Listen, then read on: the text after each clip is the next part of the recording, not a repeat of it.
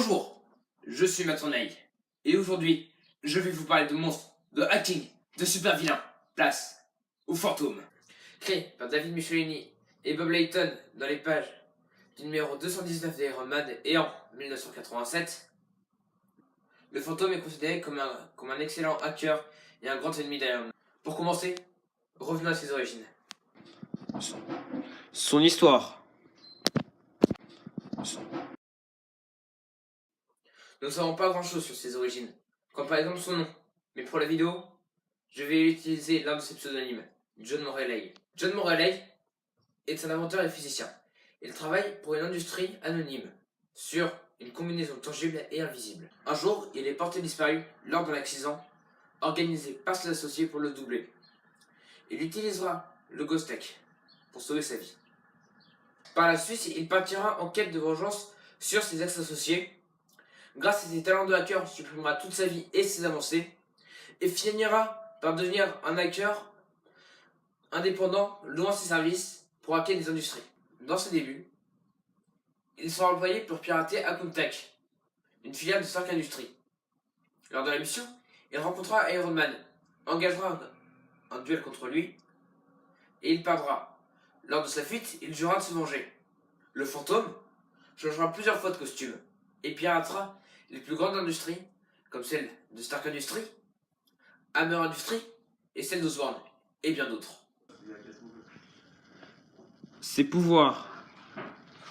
N'a pas de pouvoir proprement dit. C'est un physicien, technicien et hacker.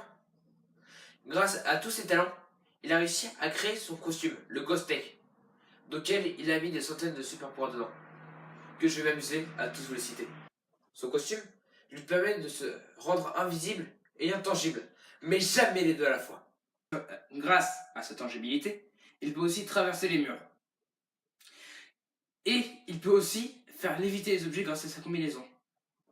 Dans son costume, il a tout le bon kit du hacker, comme la possibilité, qu'en touchant un ordinateur ou tout type de réseau technologique, il puisse se connecter avec au simple contact. Il est indétectable au radar et pour finir, il a 2 pistolets de sa propre création. Il a tellement de pouvoir que c'est à se demander si à tout le monde le film va tous les respecter.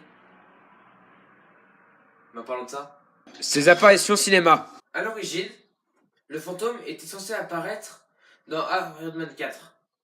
Mais avec le contrat des acteurs, le film n'a pas pu aboutir. Mais concentrons-nous sur sa prochaine apparition dans Ant-Man et la Guêpe, où il sera incarné par Anna John Kamen, et elle sera incarnée donc par une femme. Et selon moi, et selon pas mal de personnes, le fantôme aura une histoire bien différente de celle des comics. Cette fois-ci, elle sera le fils de Goliath. Conclusion. Le fantôme est un excellent ennemi d'Iron Man, mais peut aussi être un excellent ennemi d'Ant-Man. C'est ce qu'on va voir dans le film. Mais, tout d'abord, s'il y a un truc à dire, c'est que le Ghost est parfaitement fait pour un film d'espionnage, et c'est ce qu'est l'air d'être le film d'Ant-Man et la Guêpe. Espérons que ce soit un parfait film. Merci d'avoir regardé la vidéo. La prochaine fois, on parlera de Goliath ou de la Guêpe. Merci d'avoir regardé la vidéo. C'était Matsonaï. Ciao.